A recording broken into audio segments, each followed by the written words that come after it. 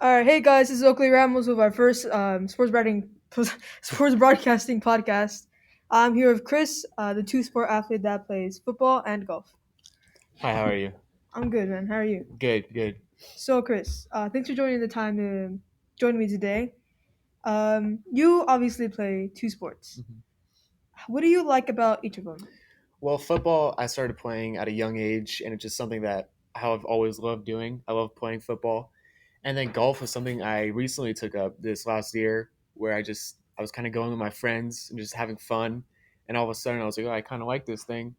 And I started to work at it and become better and just hopefully play for as long as I can. Yeah, yeah.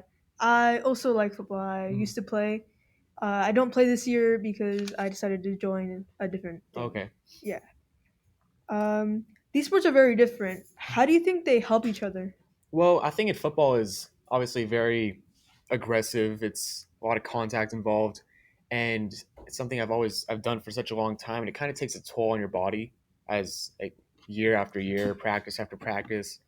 And golf is just it's kind of like a getaway. It's like a complete opposite from football. So I just go, I play, I my mind is like at ease on the golf course, just me and my friends just playing, having fun, and just it's kind of almost like a like hanging out for me playing golf. While football is a little bit more, it's very strict in a sense, and you kind of always have to be like on top of your game and very like it's very competitive. Yeah. I actually have a brother, and I used to be in football, but he got cut Oh, okay. because yeah, he wasn't there for the Hmm. summer. I remember he got a lot of injuries too, so Hmm. I get what you mean that it was bad, like it was rough on your body. Yeah, How difficult is it balancing both sports, especially with games and practices? it was not too bad last year from balancing, especially in the springtime, because that's when football season starts to amp up. But I would go 2 days a week to football practice, 2 days a week to golf, and I was somewhat behind a little bit in football aspects where like weightlifting, getting faster, but that's stuff I was able to do on those days I'd go to golf. I'd be able to go to the gym either before or after golf, work out my own, run, all that stuff. So I wasn't really missing out on too much with football, but I still was not there every day. Ah, I see. So you felt like you were behind? I wouldn't say behind per se. I thought I was doing a good job by myself, working out and doing all those things by myself.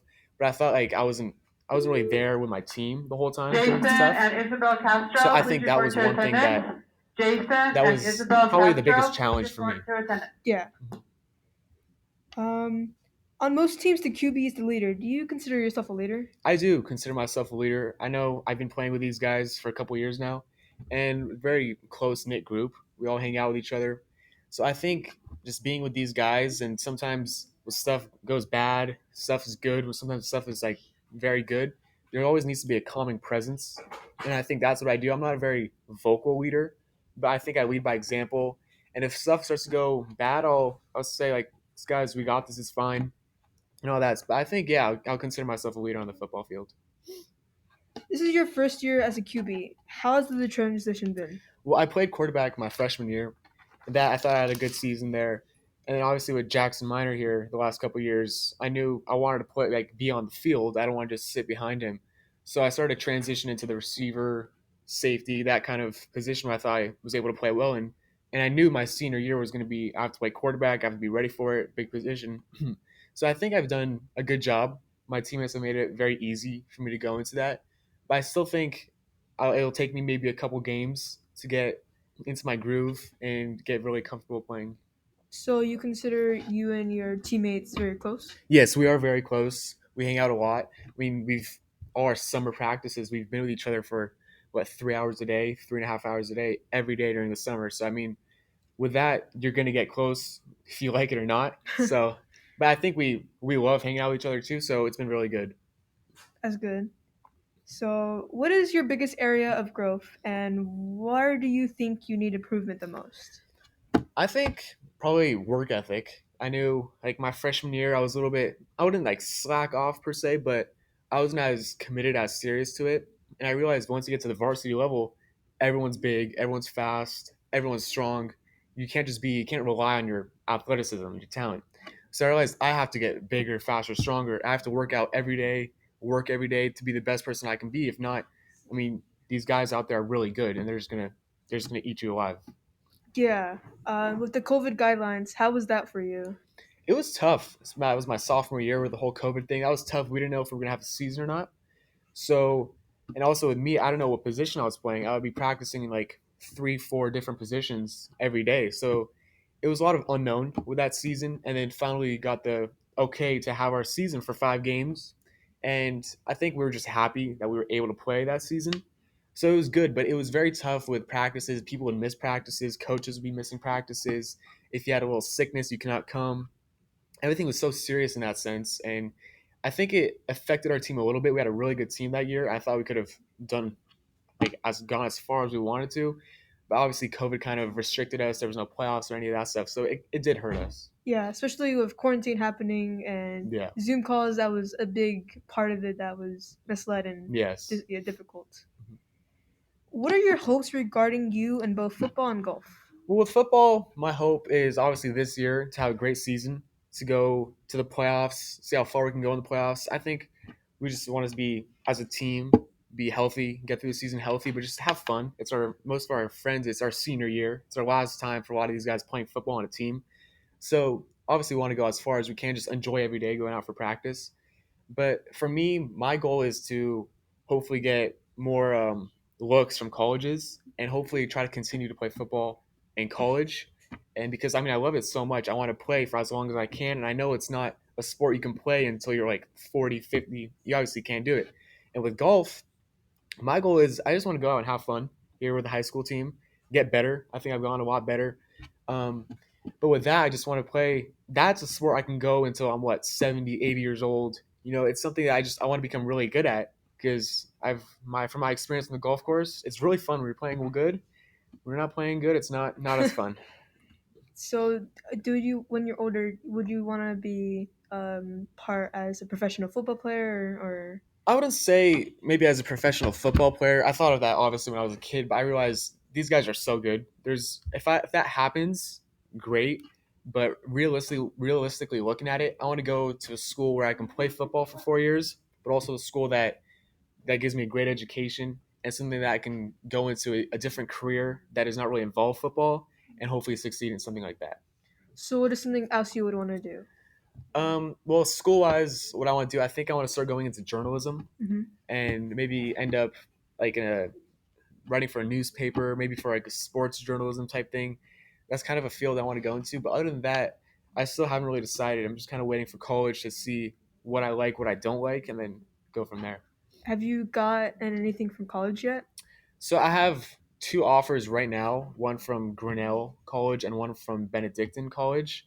So those are 2 offers I currently have. I've been talking to a few other schools, but hopefully something works out with those schools to go. And if not, I'm thinking of applying to a few schools already.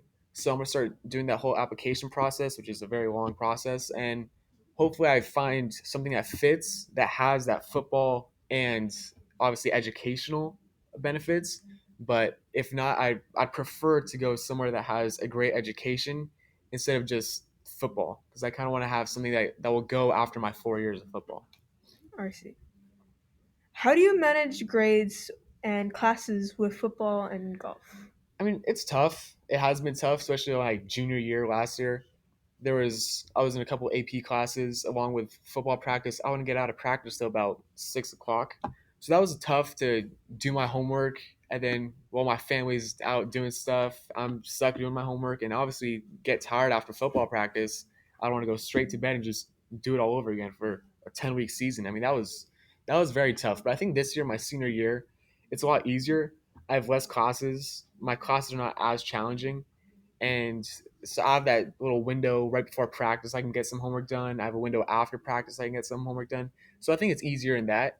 Golf was also very challenging getting my homework done because if I had slacked off and waited last minute for a project or something and I had a golf match that day, I did not realize, but those golf matches go for a long time and they take a toll like on your body. Walking that whole course, it's tiring. So that I would come home and like I would just think I do not want to do anything. I just want to go in my bed and sleep. And you realize, oh, I have this project I need to do. I have to finish this. I have to finish that. That stuff you kind of have to do, especially as a student athlete.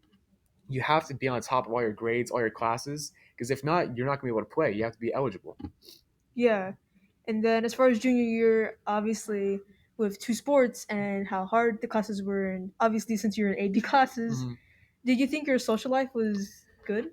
Yeah, it was. I think it was good. I have friends also that have the same things as me in AP classes in sports and all that. So I think it was good, and I think I did a good job at times managing my time, getting my homework done, going to practice, going to the gym, doing all that stuff, getting all that done. So then Saturday, Sundays, I can go out with my friends, I can see people, I can do all that stuff. And I think also being at school, all my friends here are at school. I'd be hanging out with them, brunch, lunch in the mornings, all that. So I think my social life did not it was not as affected at all. Ah, okay. Um, and then with golf and football, how was that like with your family? How did you communicate with them as well? Well, my family is a big football family. My dad played when he was in college. My brother played here when he was in high school. So it's something that they've always encouraged me to do. It's not something I'm forced to do at all, Mhm. but it's encouraging my family to play football, not just play football, but to be as good as I can be in football. My dad has taught me a lot as in stuff where his mistakes when he was a kid, he could have gone very far in playing football, but grades, certain like lack of discipline that held him back. So he's been giving me those teachings that this football stuff I have is a privilege and it's something that I can do and have great success at it. So they've been helping me just work, and get better with that. And golf, that's something that they're really not a golfing family at all. But it's been good. I've been going out with my dad actually and brother sometimes and playing golf with them and teaching them. And it's just something that I think we have a fun time doing. So why not do it? Yeah, I get that. When I was younger, I used to play a lot of sports. Actually, I Hmm. played like tennis, soccer, Okay. all that. And then when I got older and I got busier, I felt like I couldn't Hmm. do all those sports. It was because when you're doing a lot of sports, it obviously has a toll on your body, Yes. and as you get more and more older, Mhm. it affects your body more. Yeah. Do you feel like, of how much older you can get, do you feel like a serious injury could happen? Well, I've had a concussion my freshman year, and that's something I've thought of. What happens if I get another concussion? How long do I want to risk it until three, four, five? Now it starts adding up. What's that going to do to me down the road? But right now, I haven't had like knock on wood any major injuries that has affected me in just my day to day life, getting out of bed every morning, doing all that stuff. But it obviously does have an effect on your body playing football. But I think I do a good job taking care of myself afterwards, eating well, hydrating, icing when I have injuries and all that stuff. And I think also the athletic trainer here does a great job of helping us. So I don't think that the physical part of it has really affected me too much. But who knows down the road, playing 5, 6, 7, 8 years of football, what that could do to me. Yeah. All right. Well, thanks for coming, Chris. Mhm. It's honestly a pleasure been talking to you and having you come with me today. That's it today for everyone. Come back next time with another episode on our SP podcast with another amazing guest. Have a good day.